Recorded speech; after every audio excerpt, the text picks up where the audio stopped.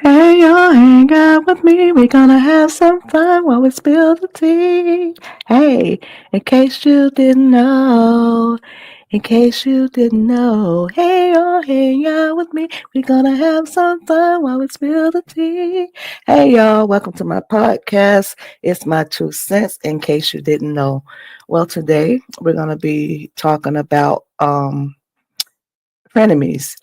When a child doesn't come home, the Kendrick Johnson story. In the case you didn't know, Kendrick Johnson was the young teenager from Valdosta, Georgia, that was found rolled up in a gym mat in 2013, if I'm not mistaken. And here's a reminder of who he was. He's the modern day, really the modern day Emmett Till from our times. It was a lot of speculation that it was foul play involved in this case. And personally, I believe it was foul play involved in this case. And they're saying it was because one of the perpetrators was an FBI son. And I'm going to give you a little backdrop of it. I want you to watch this video that I'm about to show. Watch this video. Then I'm going to get into the story. While I'm doing the presentation or the beginning of it, that'll give people time to go. I decided to go ahead and do a pre-recorded live so that people can go back and watch it. And it's not going to be too long because I want people to start being consciously aware of what's going on around us and not get caught up in all this other ignorant stuff that's going on YouTube. It's more serious matters that are going on in the world and in the United States, especially when it comes to our black kids, our black men, just the color of our skin. So with that being said, I'm gonna share this video so that you all can see the backdrop of what was said happened, and then I'm going to present some of the evidence, be presenting some of the evidence as to what I think happened.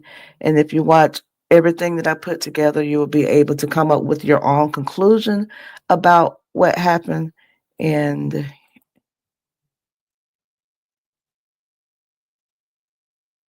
here we go.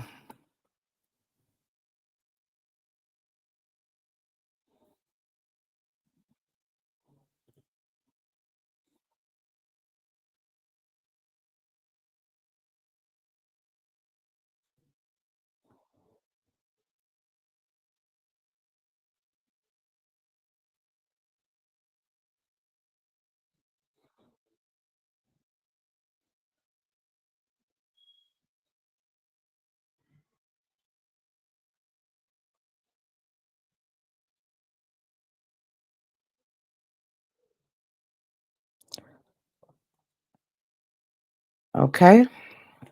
So that's a backdrop of the story and what they are saying that happened. Um, as many of you may know, and like I know, I was a cheerleader in high school, and we used to have to roll up the mats and put them back up and stand them against the wall. Those mats are very lightweight. And in order for a person to fall in a mat, that means somebody sloppily did their job. When you roll up the mat, it's gonna be too tight, and it's just a lot of suspicious reasoning as to what really happened to this young man. But um, like I say, I'm going to actually talk about it, and I'll let you all come up with your own conclusions about what happened. But on um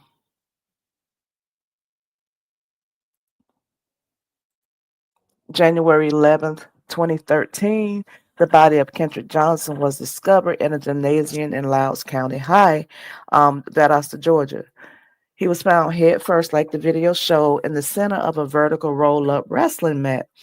The body was discovered by fellow students who had climbed up on top of a cluster of mats, which stood 6 feet tall and 3 feet wide. An autopsy by the Georgia Bureau of Investigation stated that Johnson had died from positional asphyxia, and the case was ruled an accidental death by the Lowndes County investigators.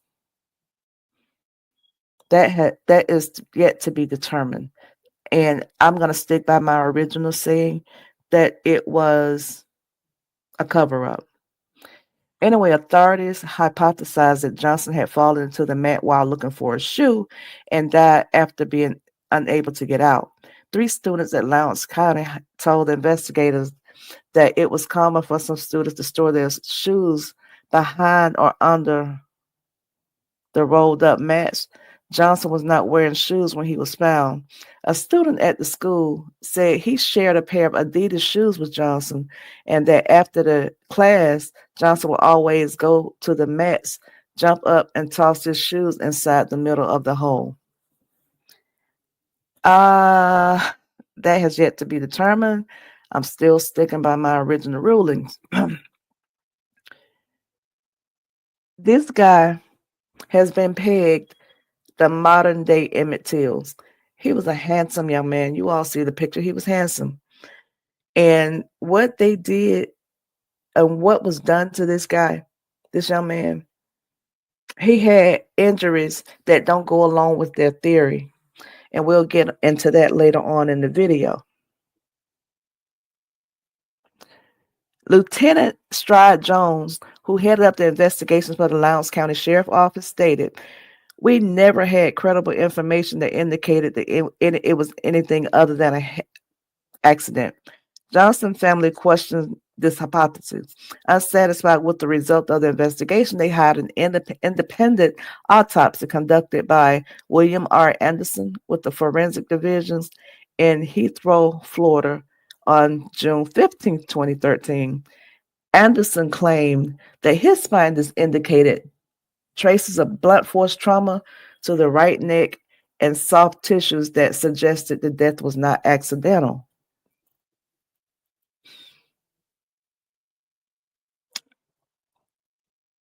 The mm, Now, this is an example of a rolled up mat from when I was a cheerleader. We would have to start off and keep rolling until it rolls up. They're lightweight, so once we rolled it up, we left ours laying down and we lined them up on the wall in the gym. Um,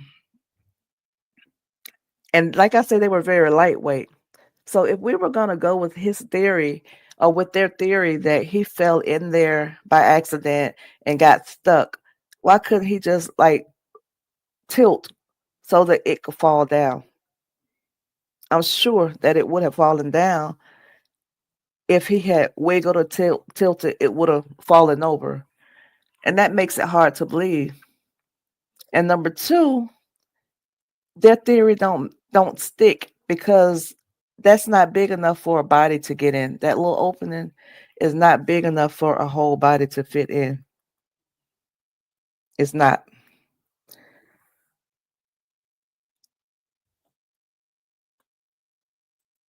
And another question that I have about their theory is why didn't he just lay the mat down, get his shoes, and stand it back up? Why go to the top of the bleachers, reach down in there to get his shoes when all he had to do was tilt the mat, reach in there, get his shoes, stand it back up? It's a lot that don't make sense about this. Number one, how his shoulders got past the little hole part. And number two, why didn't the mat fall? They're lightweight, like I said. It's not like it's 100-pound mat that's standing up. It's lightweight. So why didn't it fall? Why didn't it tilt over with the pressure of a body in there? It's just so many unanswered questions that I don't know what kind of detectives that worked at their Department of Law Enforcement, but they had to be amateurs because those are questions that would have been asked. The rest of the mats, they had, I can't find the pictures, but they had shown the mats. They had little small holes. So why was this one the hole big enough for a whole human to get in the middle of it? A whole teenage boy to fall in the middle of it. This is the young man, right? Okay, they did say he didn't have on any shoes. Okay, this is another theory. I'm an amateur detective, and I noticed this. Okay, he's at the top of the bleachers, right? And he's reaching down to get his shoes that was at the bottom of the mat. He's at the top of the bleachers to reach down to get his shoes that were at the, I guess maybe the bottom of the mat. Okay, we did this. And how did these shoes end up on top of him? If that's their theory they're going with, why are these shoes right here on top of him? Seemed like they would have been at the bottom when he reached in there to get them, but he fell in, and these shoes just magically appeared on top of his legs. My theory is they killed him, they rolled him up in that mat, and they put them shoes on top of him and stood that mat up. The police actually the students actually are the ones that um, tilted the mat because I think they were getting ready to go, and they needed the mat, and they pulled it down, and that's when they discovered his body. When the story first came out, they said the mat was still lined up, and it was one of the students tilted it because they was getting ready to have some type of practice. They discovered his body and called 911. But how did these shoes get on top of him? Are these the shoes that he was supposed to be trying to get out? Supposedly. More questions need answering. And this case, y'all know this case made it all the way to the Department of Justice, the United States Department of Justice, and they declined to do anything about this, said nobody would be getting arrested, no further investigations would be done. This story has so many holes and so many suspicious things that happened to this young man, and no law enforcement in South Georgia felt like an extensive investigation was needed in order to find out what really happened to this man. I had to catch.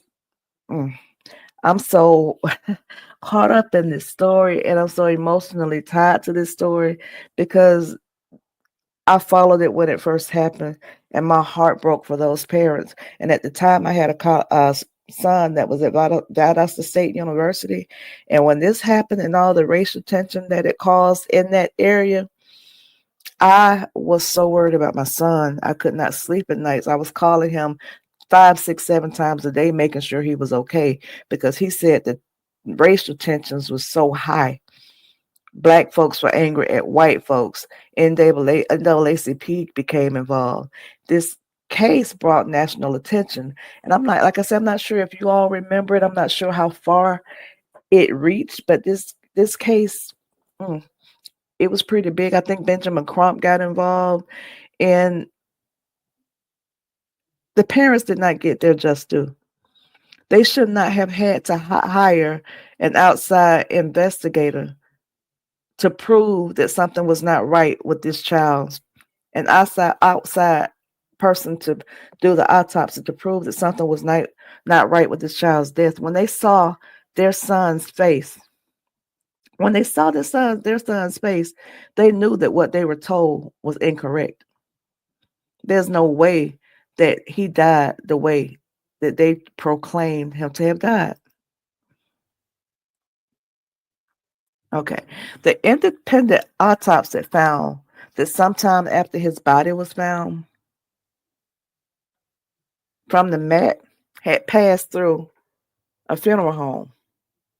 Okay. The independent autopsy found that sometime after Johnson's body was recovered from the mat and had been passed through the funeral home, it had been stuffed with newspapers, y'all. They took this boy's organs and stuffed him with newspapers. The funeral home that processed the body following the FBI's autopsy said that they never received his internal organs from the coroner, and the organs were said to have been destroyed through the natural process and discarded by the prosecutor before the body was sent back to Valdosta. That doesn't make any sense. According to the funeral home owner, that left a void which the funeral home filled, and the funeral home owner stated that it was standard practice to fill a void in this fashion, and that cotton and sawdust may be also employed for this purpose. Johnson's family filed a complaint with the regulatory body against the funeral home operator. So they filed a complaint against the funeral home for something that the state did. The state prosecutors did not return the organs. It was not the funeral home director. So what were they supposed to do? Just leave a sunken place where his organs once were? Or was they supposed to fill it out to make him look as natural as possible? My mother was a licensed mortician, and they got a lot of bodies where they had to fill them, where they lost too much weight, and they have to do what they can. They have to do what they can do in order to make them look as natural as possible. So that's one I didn't agree with. That I didn't agree with them filing a complaint against the funeral home,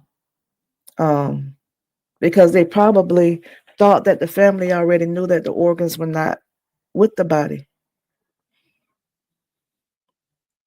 Anyway, a subsequent investigation by Georgia State Secretary of State office found that the funeral home did not follow best practice and other material was more acceptable than newspaper. Nonetheless, the investigation cleared the funeral home of any wrongdoing. A spokesman for the Secretary of State said the investigation found that the funeral home didn't violate any rules. The Johnson family subsequently filed a lawsuit against the funeral home seeking monetary damages. Again, why? Why? When you go to mortuary school, they train you to make the body look as natural as possible. Anyway, Johnson family requested that the body be exhumed for a second time and was granted permission by the Valdosta city officials on June 22nd, 2018. His body was exhumed.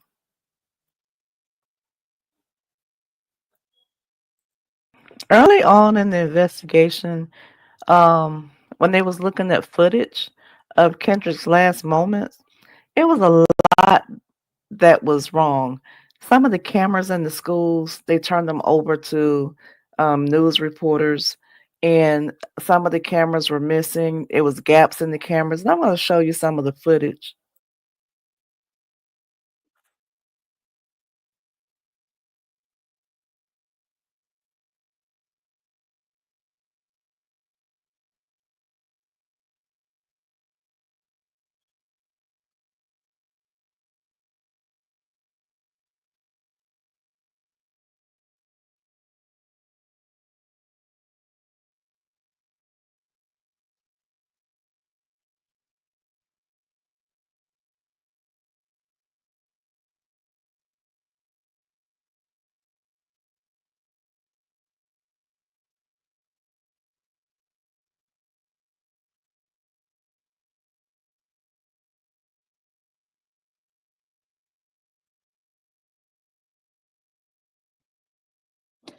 So you guys see, and it's a lot of the videos were missing, but you can tell that those videos were edited because of how people just appeared in frames.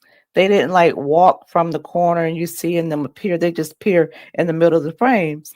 And that is suspicious within itself. And By the time the family got it, their suspicions, it didn't answer any questions. It just made their suspicions even greater. And I would have been highly suspicious as well. And that's what these are the type things that was being told to the parents. They were never given a straightforward answer. It was never really investigated until they would not let it go. They was doing marches in the city to get justice for this young man. They reached out to some hire people outside. The NAACP got Benjamin Crump involved, and it got to be a big thing. And at one point, I thought that it would be justice for this young man, but it still has not been justice to this day. And I know that the mother, the last time a parent died and justice was not done for their child, that was public, that was where it was made public, was with that John Benet Ramsey. The mother died being a suspect, and um she died being a suspect, and a lot of stuff came to the light after the fact. I think somebody confessed. It's just, when a parent has a child and they lose their child, they deserve to know what happened to that child. We are given the task, God gives us children, to protect our children, but when we take them and put them in the hands of the school, their school is supposed to offer protection until they get back into the homes of the mother. Because of the laws, we have to send them to school. If we don't send them to school, we get in trouble. So when you're taking on the responsibility of making me take my child to school, you're taking on the responsibility of protecting my child. And they failed this young man, and they failed the parents, and did not give them adequate reasoning why they no longer have their child. But anyway, as I was saying about these surveillance tapes, in November 13, 290 hours of surveillance tapes from 35 cameras that covered the gym area were released to CNN. We saw one or two of them just then. And a forensic analyst enlisted by CNN found that the tapes from two of the cameras were missing an hour and 5 minutes of footage, while another set was missing 2 hours and 10 minutes of footage. So why was the tape missing footage if everything was like they said? If everything was on the up and up, why were these tapes missing 3 hours and 15 minutes of footage between the two? Some of the apparent lapses in coverage were found to be the result of camera systems that were not synchronized with one another. Timestamps between some separate camera systems differ as much as 20 minutes for the same time period, giving the impression of a gap for portions of footage where no gap existed. Other missing footage was a result of camera's motion function activated was not triggered. This is what they said. Camera systems were motion activated, using the change of light pixels to turn recordings on and off. The area where Johnson's body was discovered, where the gym mats were stored, was not covered by surveillance cameras. And how appropriate that was, how convenient that was.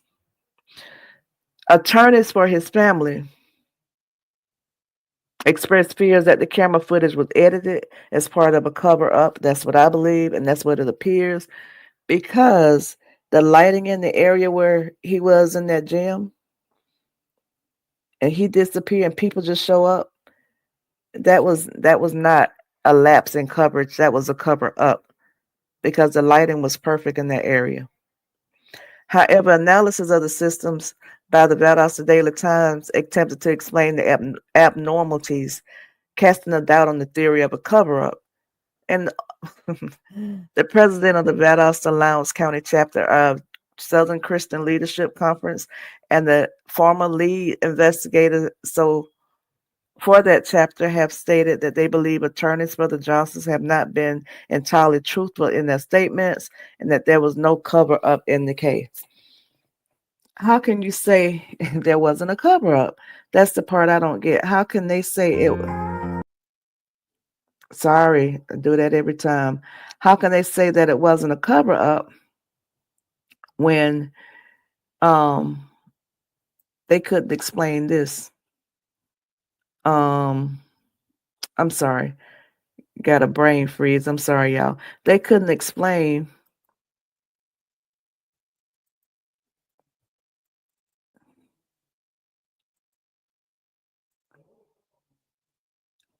why these shoes were on top of this man. They never explained why the shoes were on top of him. They didn't explain that. If he fell head first, that means the shoes would have gone down with him. So how did the shoes end up at his feet? Better yet, why couldn't they explain this? So if if it was as they said a no foul play, what's with all this blood? What's with that shoe that was found near, not under them, but near the where the mat was found? What's with that? They can't explain that. Nothing was said about this shoe. And there was another shoe that was near that one, and it had specks of blood on it as well. But nobody had an answer for how that got there, who it belonged to, any of that. That seemed like if it happened like they said it would, that blood would not have been at a location that was not like at the bottom of the mat. That was in a whole entirely different location.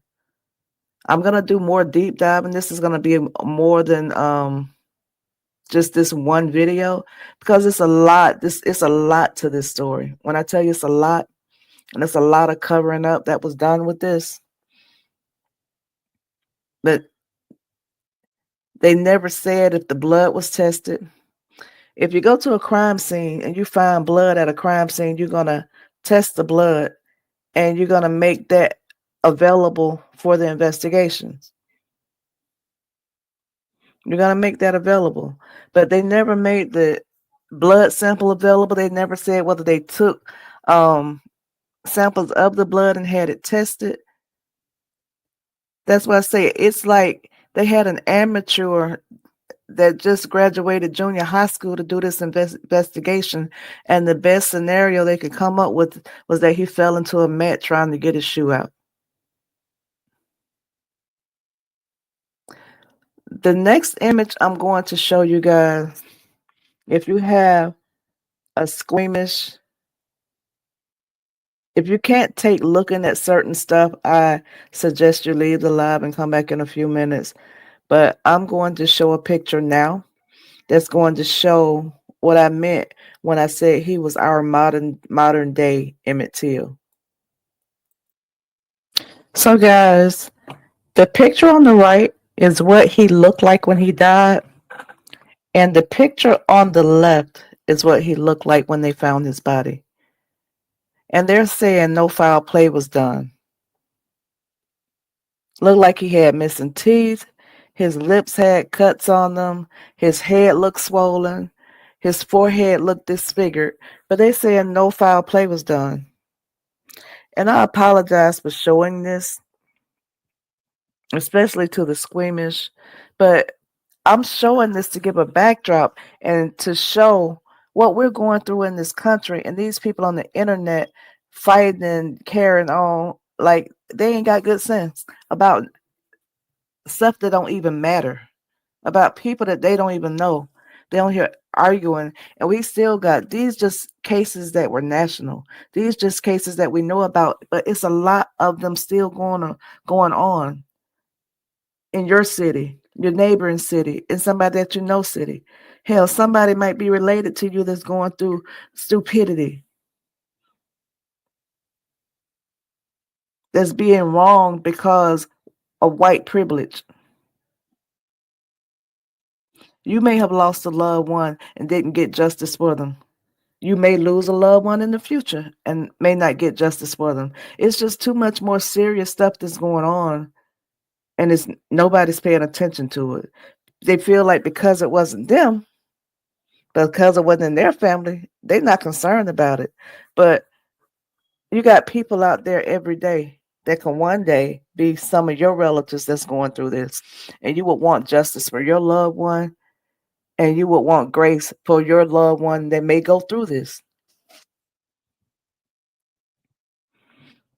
And I just decided for these cases where the parents did not get justice for their child, or where the sisters did not get justice, or family members didn't get justice for their loved ones, to keep it in the public eye, to keep people thinking about it, to let them know that their child is not forgotten.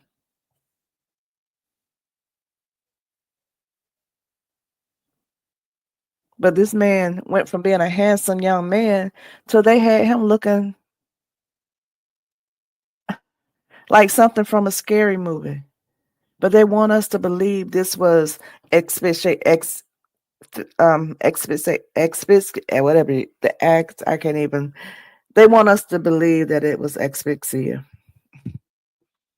I told you all, when I get to talking and when I get emotionally charged, I cannot talk.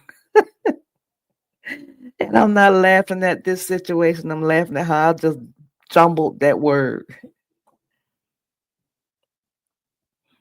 Okay, let me take this down. I didn't want to leave it up that long. But if you all remember what Emmett Till looked like, then you see why I'm calling it our modern day Emmett Till. And for those of you that may have forgotten, Emmett Till was a very handsome young man too.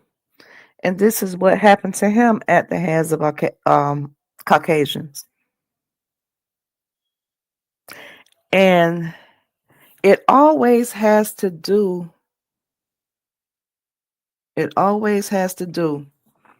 with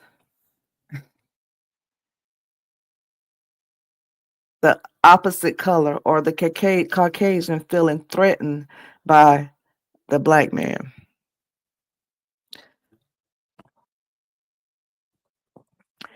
In the case of Kendrick Johnson, when they were trying to figure out what happened, a lot of the students were coming forward. And they say that the football player's girlfriend liked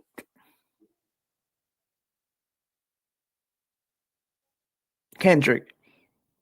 The football player's girlfriend, which was the FBI's member's son, liked, in a romantic way, Kendrick, and they used to flirt. They had just said they had come back from a basketball game. They were flirting on the bus. I think the cheerleaders and the basketball players were on the same team, same bus, and they had come back on the bus, and she was flirting with them, and they were talking on the phone, and say that the boyfriend didn't like her.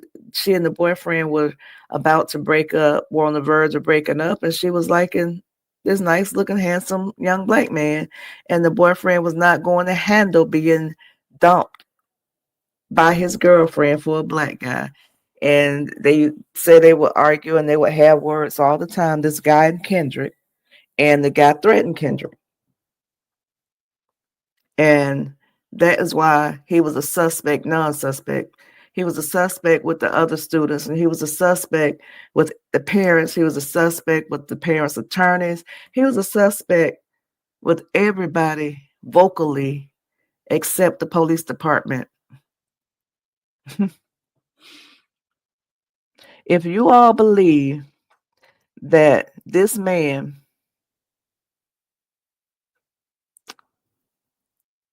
if y'all believe what they're saying happened to this man, asphyxia, by going head first then a mat and being upside down like that, caused what I showed you in those pictures, put a 1 in the chat. If you all don't believe that that's what happened to this young man, put a 2. Our voice is so weak in the United States. Instead of us folding together, we turn against each other. So now we have them against us, and we're against ourselves. We couldn't come together if our life depended on it. We could not form a united force if our life depended on it. We can't, because we're too busy tearing each other down. And that's why these cases are able to get swept under the rug, because it don't be enough people fighting for what's right when it comes to us. or they give up too quick. If answers don't come quick enough, they give up too quick. If we don't get the outcome that we want in a month or two, we give up. If we don't get the outcome that we want, we don't speak on it no more. That's not our problem. That ain't got nothing to do with me. That's their problem. But you don't realize it's our problem too. Because the same color her son was, our sons, our daughters, our fathers, our brothers, our mothers, our aunts, we share the same color. And if they minimize this young man color, they're going to minimize our color. And if this happens to us, we're going to want somebody fighting for justice for us. If this happened to our son, we're going to want somebody on our side helping fight for justice for our son, our daughters. But we're so quick to go against each other, and we're so quick in these type situations to say it's not my problem. Well, let me tell you something. You're wrong. It's all of our problems as long as we're black and in these United States. Because racism did not stop at that young man, and it will not stop at that young man. Racism does not stop at a man. It pours over to a woman. You remember the young lady the police shot not too long ago? She was having a psychotic episode. She was boiling water, and he shot her in the head. Did she deserve that? Did she deserve that? That woman did not deserve to be shot down in her kitchen like a dog. Like a dog.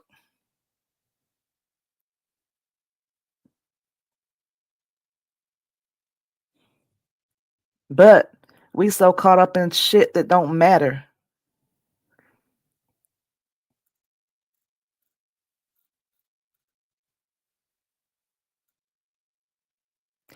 Anyway, I am getting emotional about this, very emotional about this.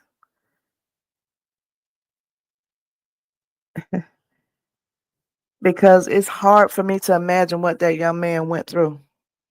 It's very hard for me to imagine that. His last moments, what they were like when they were beating his behind. And I honestly believe they were beating him. And I believe it was more than one of them. This young man was tased.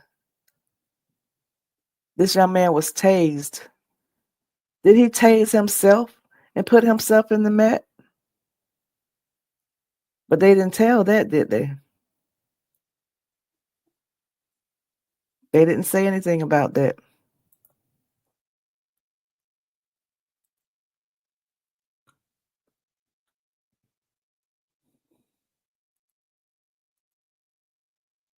I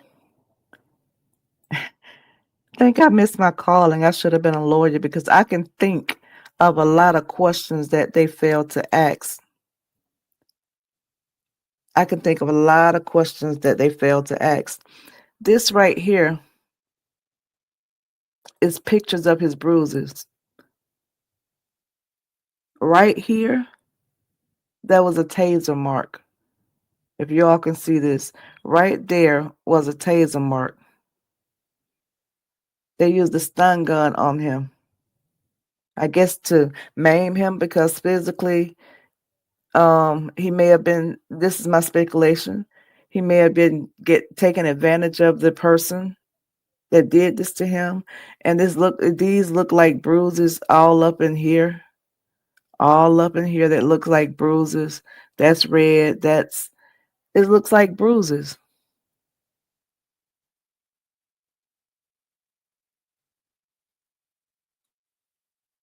And this was after they found him.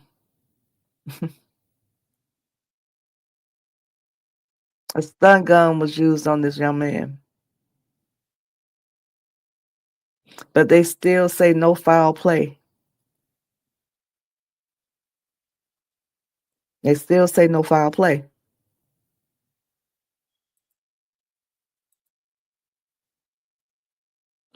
Kendrick's parents went through a hard time. And I remember this. Dad was watching the news and the dad got arrested. And eventually the mom got arrested.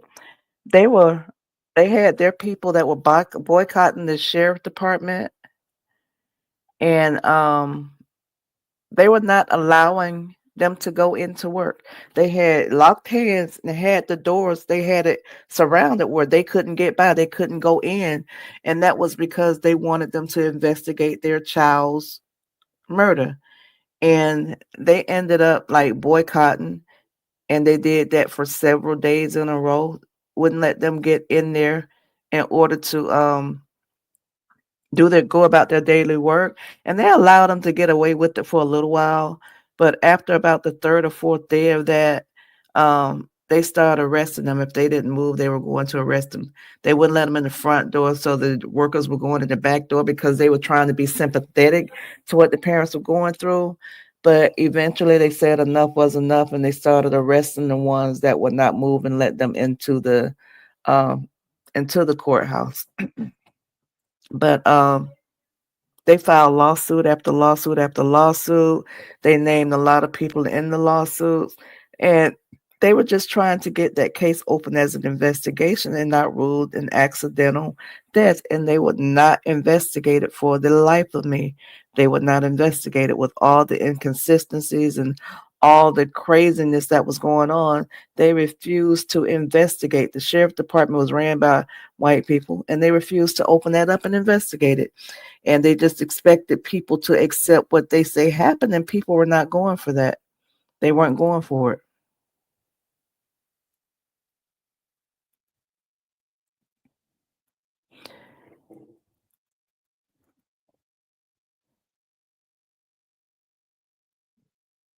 I'm gonna fast forward and talk about these two lawsuits that were filed, and then I'm gonna end it. I'm gonna come back and finish talking about this because it's a lot that I missed.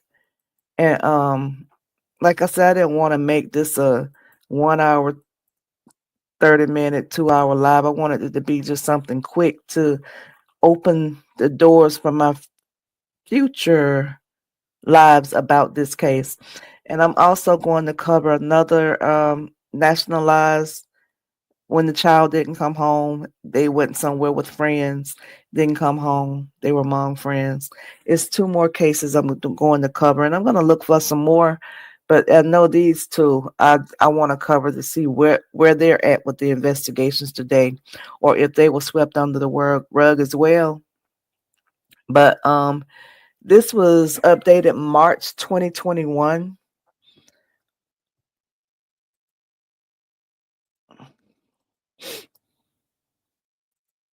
This was updated in March of 2021. And which one is it? This one? Get right here. Okay. And this says, this is in Valdosta, Georgia, March 17, 2021. Kendrick Johnson's family is full of hope after they brought a new recording to light with possibly a confession to law enforcement.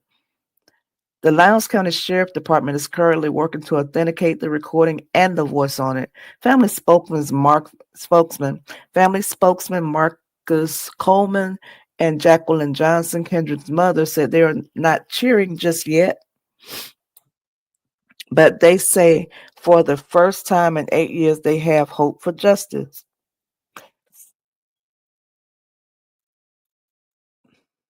It took me back when Kendrick first was killed. When I found out Kendrick was first killed, like when you say they shouldn't have that shouldn't have happened to Kendrick. You're exactly right. It shouldn't have happened to Kendrick. Kendrick was in school, one of the safest places your children can be in, and my son's life was lost. But for what? The family say they believe it is a confession of the killer. Joined by Coleman, they presented the audio recording to Ashley Paulk, Lowndes County Sheriff. Today we deliver what we have authenticated. Make sure it was extremely clear. We have authenticated on our end a 25-second audio clip, which appears to be a Caucasian male admitted to killing Kendrick Johnson, said Coleman. Coleman said they authenticated the audio before presenting it to the sheriff. making sure it wasn't fake. The Johnson family spokesperson said the audio was recorded secretly and sold to the family by who was described as an alleged family member for $1,000, and it was recorded last weekend. I quote, "They're going to catch me anyway. I should have never done this. I was young and stupid. Kendrick didn't deserve this man." A couple of seconds go by, and he says a very tearful, "They're going to catch me anyways," Coleman said of the recording. Paulk told WALB, "It's a great feeling to have new evidence, but hope someone is not playing a cruel joke on that family." The sheriff said verifying the voice and authenticating the recording is doable, and they will have equipment that will help. And that was in 2021. New sheriff, maybe a new outlook. And then 2024 update, April 17th, 2024, there was an update.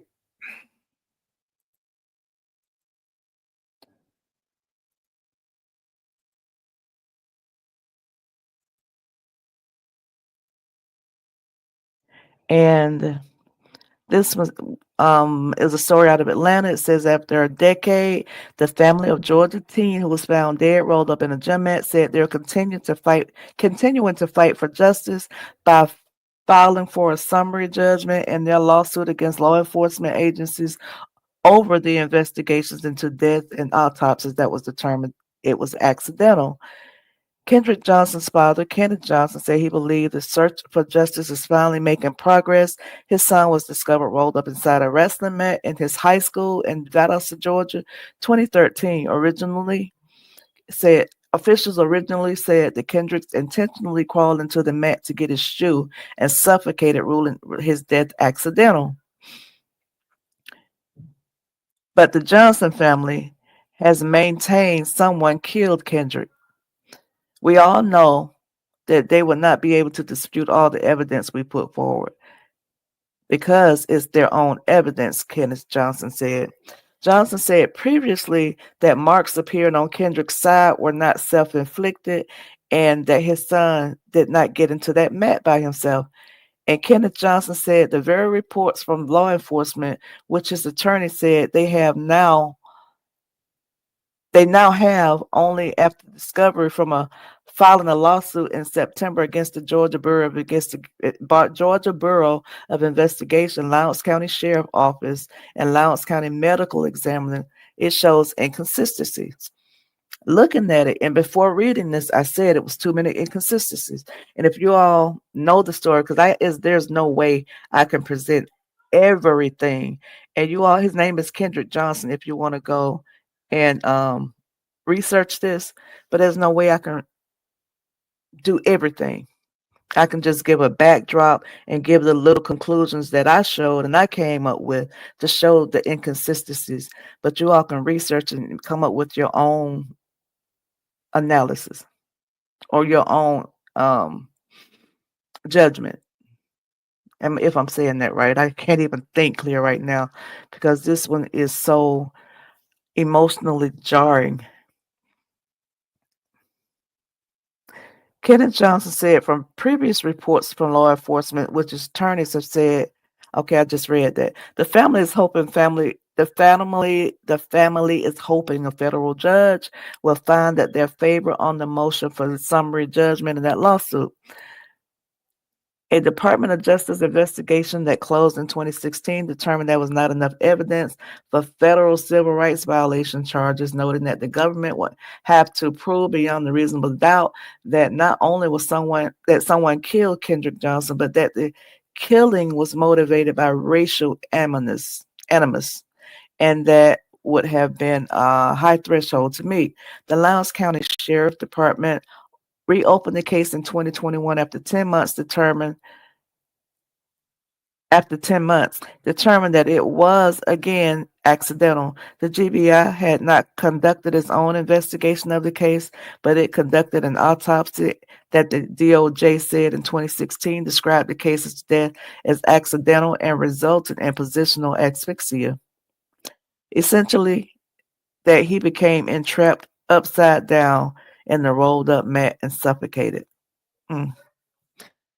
A subsequent independent autopsy requested by the family determined that the death was not accidental, but caused by blunt force trauma to the right side of Kendrick's neck near the jaw. A third autopsy in 2018 also showed findings of apparent non-accidental blunt force trauma, that some of Kendrick's organs were missing.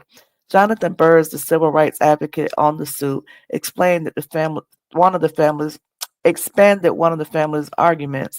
He said several new details came out in the lawsuit discovery process, and with the new information, Kendrick's family filed a motion for summary judgment for a portion of the case. The filings alleges the FBI and other defendants named in the suit had not adequately disputed the facts that they alleged. They were awaiting the judge's decision within the next 30 days. You can find the legal filing at the bottom of the story. In addition, the family believes there's enough evidence and new information discovered via the lawsuit to potentially have the entire case reopened for investigation, since no one has ever been charged in the death. The Burrs said the family filed an application to reopen the case in accordance with Georgia's recent Coleman-Bacon Act, which created a process for GBI to reinvestigate cold case murders. 11 Alive reached out to GBI for comment, and they said they stand by their original autopsy. A full GBI statement said the GBI has received numerous inquiries from the public about our involvement in a 2013 Kendrick Johnson death investigation. The case was investigated by Lowndes County Sheriff Office, the FBI, and the Department of Justice. Our agency assisted the Lowndes County Sheriff Department in the case by processing the scene. Our medical examiner's office conducted an autopsy on Johnson. This investigation is closed. All GBI documents pertaining to the case are available upon request through the GBI Open Records Unit. The GBI's medical examiner's office conducted a thorough autopsy on this case. This case is closed, and we stand behind our findings. And that's the summary of it. So,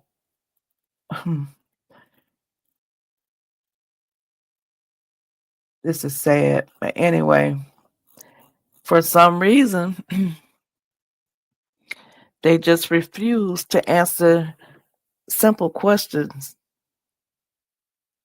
that shows that something was not right in this case. Where did the blunt force on the side of the head and the neck come from? He climbed into a mat. He didn't hit his head. Where did the taser marks on his body come from and the other bruising? Why was his head disfigured? Why were teeth missing? Why were bruises on his body? Why did any of these things happen to this young man if it was as they say? Why are they so afraid to investigate and get to the bottom of this young man's death? You know why? It's that good old buddy system where they protecting each other. Somebody knows somebody in high places. That person knows somebody in higher places, and it's swept under the rug. I pray that this family does find peace and answers. I hope they don't go to their grave without it being peace and answers. I think with the Emmett Till case, the lady that came forward and said that the lady that came forward and that caused all of that, if I'm not mistaken, I think she confessed before she died that she had lied.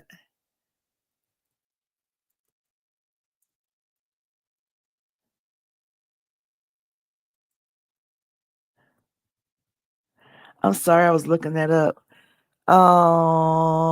Yeah, Carolyn Bryant in 2017. Carolyn Bryant, where is that? She admitted she lied. She's the one that testified in 1955 that 14-year-old Emmett Till grabbed her and verbally threatened her 3 days before her husband and brother-in-law abducted and tortured him to death. Well, on her deathbed, um, she never. We all know that she never spoke publicly about it. But in 2007, she told Duke University senior researcher and scholar Timothy Tyson that she had lied about Till having made verbal and physical advances on her.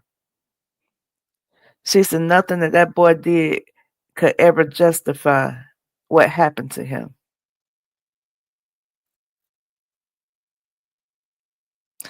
And if I'm not mistaken, his mother was dead when this lady made this confession, but that still does not excuse her lie, her behavior, and what these men did to him.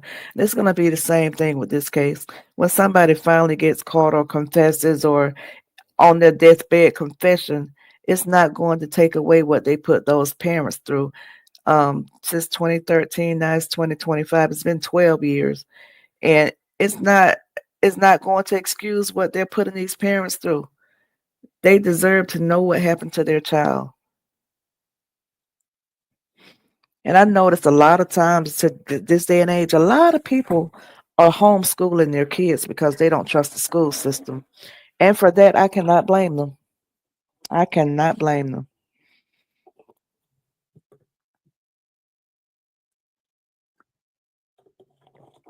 Excuse me, I had to get something to drink. But I can't blame them because nowadays the school is one of the worst places to send your child to, thinking they're going to be protected. Teachers can't protect themselves, let alone protect the students. You have students that will go toe to toe with the teacher like it ain't nothing.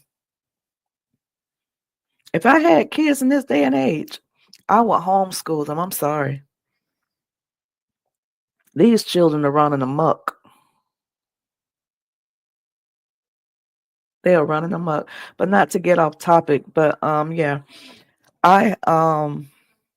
I'm getting ready to end this live, and I hope that you all it was something to make you think.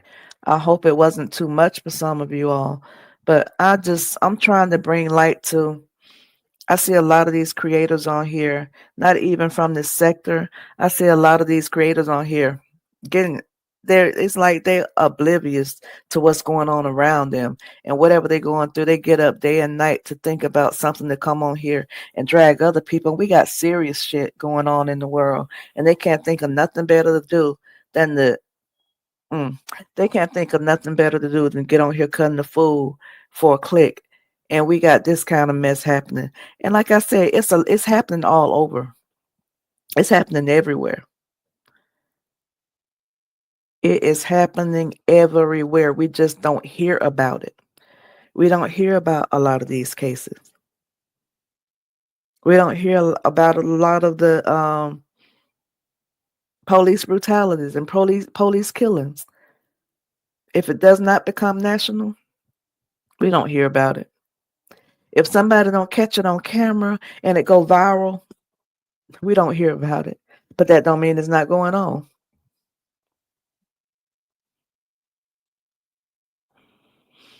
Mm. Well, again, I thank you all that stayed in here with me and came to my live. I thank you all for continuously supporting me. If you gave me a super thanks, a super chat, super sticker, cash app, if you bought me a coffee, if you've done any of that, I appreciate it because you don't have to do it, and I'm humbled by that because that means you like my content enough to show me that you appreciate it. So, um, again, I thank you. If you haven't hit the like button. If you haven't hit the like button, hit the like. This video is gonna be up. I would appreciate if you would share it. And if you haven't subscribed to my channel, I would appreciate the subscription. And we're gonna grow together.